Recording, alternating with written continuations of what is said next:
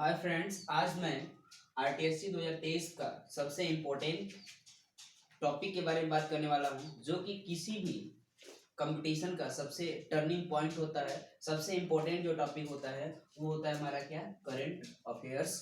तो हम current affairs के जो कुछ सेलेक्टेड इम्पोर्टेंट क्वेश्चंस हैं उसे हमने आज सेलेक्ट किया है और उसे अपने चैनल के माध्यम से आप लोगों तक पहुंचाने की कोशिश कर रहा हूं। तो इसे प्लीज अंत तक देखिएगा।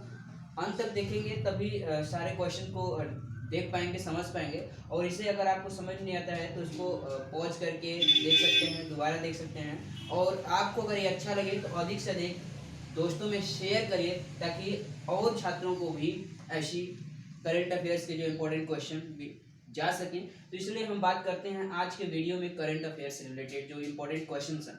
देखिए, पहला है, भारत के वर्तमान राष्ट्रपति कौन है? श्रीमती द्रौपदी मुर्मू। भारत के वर्तमान उपराष्ट्रपति जगदीप धनखड़।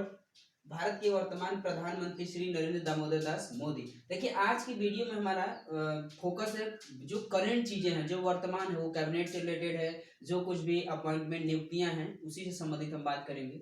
भारत के वर्तमान प्रधानमंत्री श्री नरेंद्र दामोदर दास मोदी। भारत के वर्तमान गृह मंत्री सहकारिता मंत्री अमित शाह। देखिए, अमित शाह जो है गृह मंत्री भी है और सहकारिता मंत्री हैं। ये जो कोऑपरेटिव मिनिस्ट्री अभी इसी मोदी सरकार में ही लॉन्च किया गया है, एक नया मंत्रालय बनाया गया है जिसे सहकारिता मंत्रालय कहा जाता है। तो इसके सहकारिता मंत्री भी कौन है? अमित शाह जी।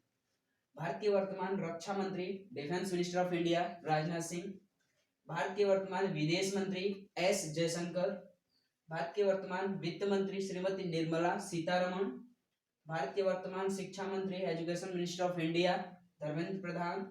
भारत के वर्तमान सड़क परिवहन एवं राजमार्ग मंत्री Nitin Gadkari. Road transport and highway के जो मिनिस्टर हैं वो नितिन गडकरी जी हैं।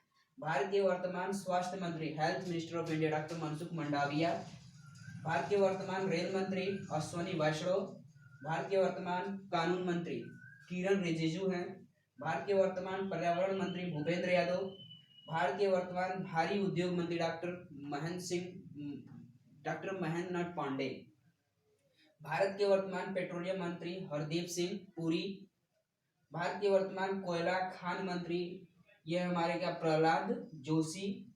भारत के वर्तमान लोकसभा अध्यक्ष ओम बिरला। भारत के वर्तमान अटॉर्नी जनरल आर वेंकट रमणी। देखिए, केंद्र सरकार, भारत सरकार का जो सबसे बड़ा वैधानिक सलाहकार होता है उसे अटॉर्नी जनरल कहते हैं। और इसका भारतीय संविधान में आर्टिकल 76 में इसका मेंशन किया गया है। और ये है वर्तमान में आर के वेंकट रमणी है। ठीक है।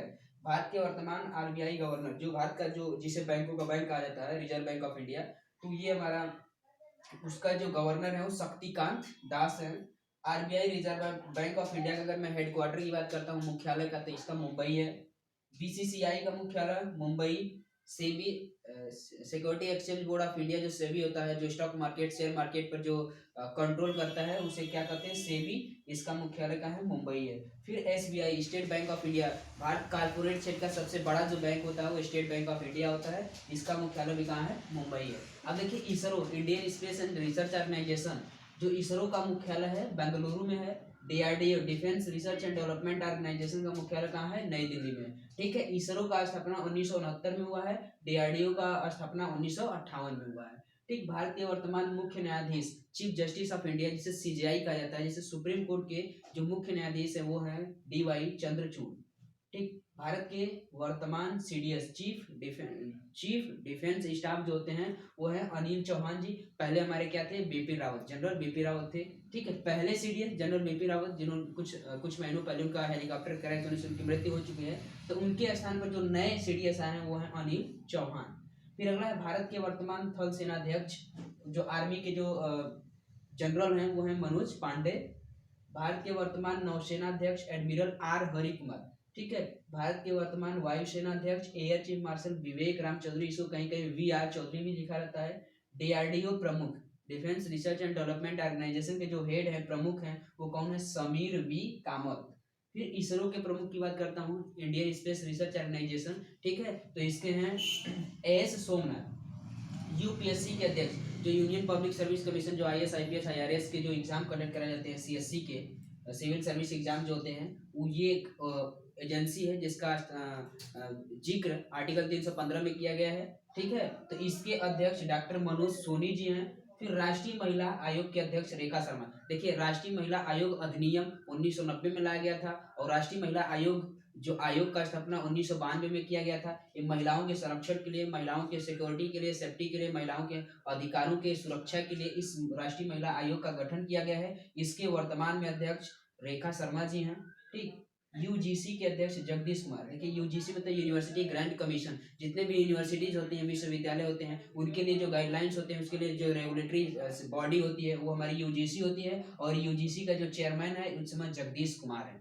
ठीक, भारत के मुख्य निर्वाचन आयुक्त, ठीक है, जो election commissioner, chief election commissioner of India जो हमारे क्या है, राजीव कुमार है। देखिए, चुनाव आयोग जो होता है उसका चुनाव कराने का जो, फिर उसके बाद में जनगणना कराना, फिर उसके बाद में मत पत्र तैयार करना, तमाम तरह के जो चुनाव चिन्ह होते हैं, फिर उसके बाद किसी भी पार्टी को राष्ट्रीय राजकीय स्तर पर जो उनको जो होता है कि मान्यता देना, ये सब काम किसका होता है, निर्वाचन आयोग का। इसका जिक्र आर्टिकल 324 में किया गया है, भाग 15 में। ठीक है, और इसमें इस समय वर्तमान में एक मुख्य चुनाव आयुक्त हैं और उनके सपोर्ट के लिए 2 चुनाव आयुक्त हैं। तो इस समय वर्तमान में मुख्य निर्वाचन आयुक्त जो है वो राजीव कुमार हैं।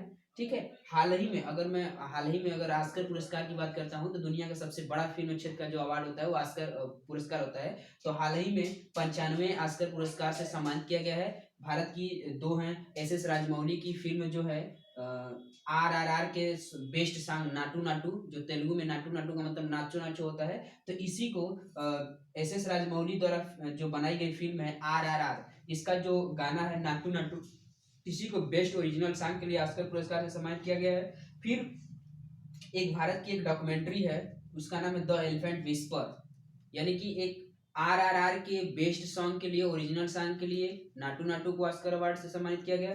फिर जो डॉक्यूमेंट है भारत द्वारा बनाया गया, उसका नाम है द एलिफेंट विस्पर्स। इन दोनों को ऑस्कर अवार्ड से सम्मानित किया गया है।